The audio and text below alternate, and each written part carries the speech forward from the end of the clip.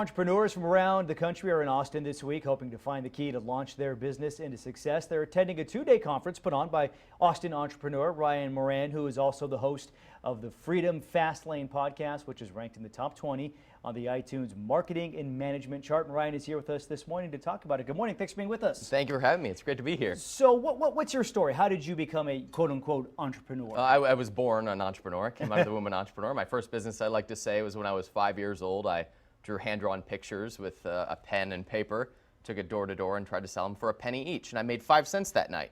That's so pretty that good, was my actually. first venture. Yeah, that's but pretty good. All through college, I went to school to study economics, and I was studying to be an entrepreneur. And I saw that really a frustration of my generation thinking that they would wait for government or someone outside of themselves to make the changes that they wanted to see in the world. And I thought, gosh, well, the best strategy to make the changes that you want to see in the world is to do something about it yourself, to start a business or to represent an idea. And that's what an entrepreneur does. That's what a capitalist does. And that's why I became an entrepreneur. So did you ever have like a 9-to-5 job with a boss and all that kind of stuff? I never did. And I like Really? I like to say the 9-to-5 is a dinosaur. So why are you participating in something that's going to be extinct anyway? We have so many opportunities now with the internet and with just different gig economy things that are expanding now. There's no reason to have to be married to a 9-to-5, and that's going away anyway. So a lot of people are going to be watching this saying, okay, yes, you know, one day I want to get out of this. I don't like my boss. I want to be my own boss and have my own business. What, though, kind of the reality of it, what's the worst thing, though, about being your own boss and being an entrepreneur? I think the worst part is probably the insecurity of not knowing that something is going to be around for 30 or 50 years because ideas come and go. But in today's world, jobs come and go too.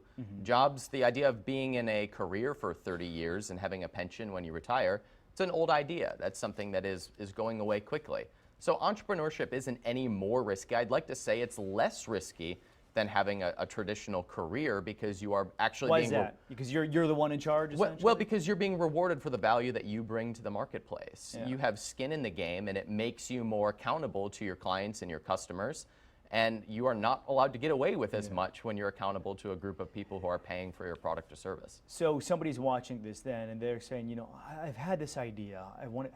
How does a person know when an idea is going to work? The beauty of today's world is that you can test ideas really, really quickly.